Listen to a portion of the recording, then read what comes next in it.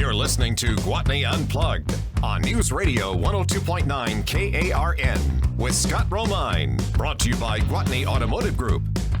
Hey, Scott Romine here. Welcome back to Gwatney Unplugged. We're talking bodybuilding today with Shawn Maves, Mr. Ontario. He writes for bodybuilding.com. Let's talk about some things the average person can take from bodybuilding and use to their advantage. What though is the gym about in 2020? Is it about something different than, say, 20 years ago?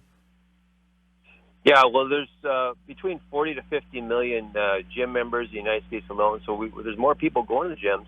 But I can tell you this, today when I go into the average gym, there's a lot of guys training, but a lot of people are on their phones now. Never seen that back in the day.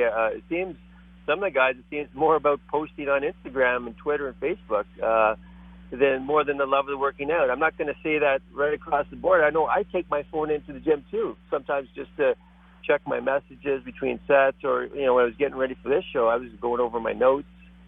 So here's the thing, Scott, I'd like to mention on Not the Cross Live up here in Canada. We live in this era where we're more digitally connected, but we're actually more isolated and alone. We spend hours on TV and social media, but yet we're living in this empty culture. And you know what? We talked about it at the Cross Live. Only the things of God can really satisfy. You can't build peace in your life from the outside in. You got to go inside out, and that peace only comes from God. I miss the days of running around in the neighborhood where nobody had a cell phone, and your mom called you to come eat supper, and there was not an internet, and it was such a simpler time. Everything wasn't necessarily at your fingertips like it is today. I don't know. Better time, I think. And you said 50 million people are joining the gym. Probably 20,000 of those actually go. Well, there's plenty of members that make it for the first couple of days of January and never make it back. Yeah, it's a business model. It's a business model. You need to get the numbers in. That's true. Well, so this time of year, people are committing to lose weight, and they're going to get in the gym and do that. What's your recommendations of what they need to be doing? Yeah, that's a great question. In both Faith and Fitness magazine and Bodybuilding.com, I touch on the subject. I call it less is more. It's the small decisions that add up to give you weight loss victories you would think not possible. I try to encourage people to start making those small decisions step by step. Instead of having 2 sugars in your coffee, go down to 1. Instead of having 3 drinks of alcohol, go down to 1 or 0. Like me, I don't drink. Trim the fat off the meat. Just start to make those small little decisions, and then they mount up. All it takes is 3,500 calories reduction in your diet to lose a pound. So that sounds like a lot, but if you break it down, if you reduce your caloric intake by 500 calories a day times 7, you can theoretically lose a pound a week. Now, if you're already lean, you're not going to lose that weight, but if you're 40 pounds overweight, those first 10 to 20 pounds should come off really quick. And, those are the kind of things I like talking about in Faith and Fitness magazine.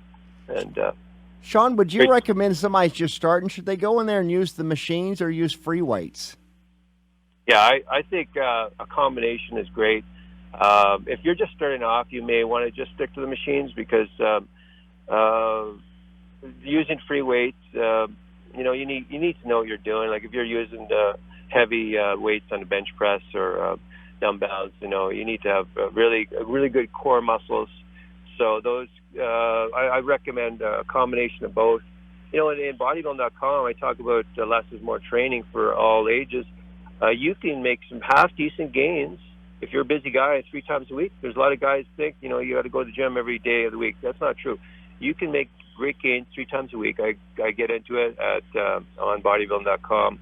70% of his diet. Like a lot of guys who first get into weight training are surprised when I say that. You really got to get a high-protein diet. But I also firstly recommend that you consult with a doctor. I don't want to recommend a high-protein diet like the one I've been taking for years. If you have a weak liver or kidney, you don't want to be taking too much protein. So always consult your doctor before you do that. That's true. Now, is there such a thing I've heard of as perfectionism disease?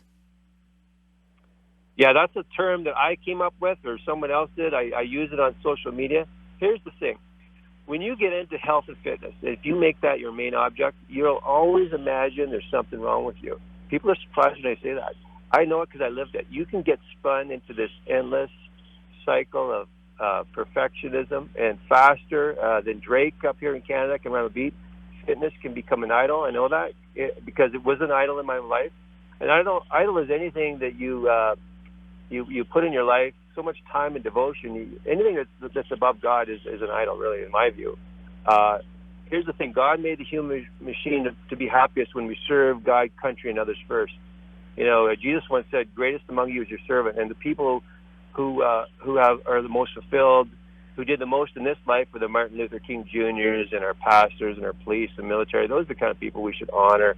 And instead of trying to be perfect-looking people, it just doesn't work. It's true. Very true. There was only ever one perfect man. That's right. And he walked on water and died on the cross. So. Yes, he did. Absolutely. What is progressive overload? Yeah, that's a term that most bodybuilders are familiar with. That's basically a theory that if you want to get stronger or increase your muscle mass, you need to consistently use more weight over time or increase intensity. Let me give you an example. If I'm talking to somebody who's in their late teens, just starting out, and they can bench press 200 pounds, within a year, you may want to have a target of 250-pound bench press, and then maybe by the second year, 275, and the third year, 300. Those are the numbers I put out anyways. When I first started out, I think I could bench press maybe 150. I was pretty weak. And then within a year, naturally, I could do about 225, and then I went up to 260, and then by year 3, I could do 300. So that's progressive overload.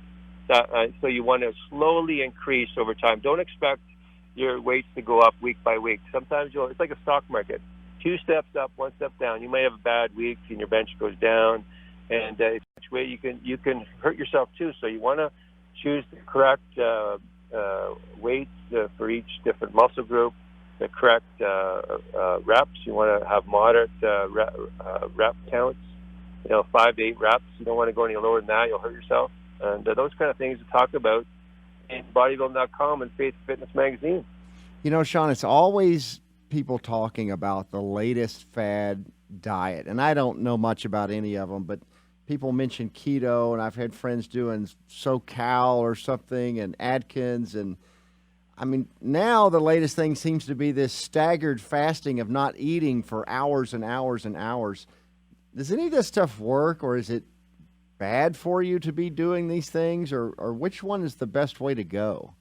Yeah, that's a good question. There's so many fad diets are coming out, and some people who are talking about these diets and have experienced some success. So I don't want to throw out every single diet out there. Here's the thing: I ask people, can you do this diet over the long term? Can you see yourself maintaining whatever these diets ask you to do over the long term? That's the question, because you want to develop a lifestyle. Being healthy, eating healthy is something you should have a lifelong goal to do. And so if this diet or whatever program is telling you to do something that you feel is not sustainable, why would you want to do it? Maybe over the short term it'll work.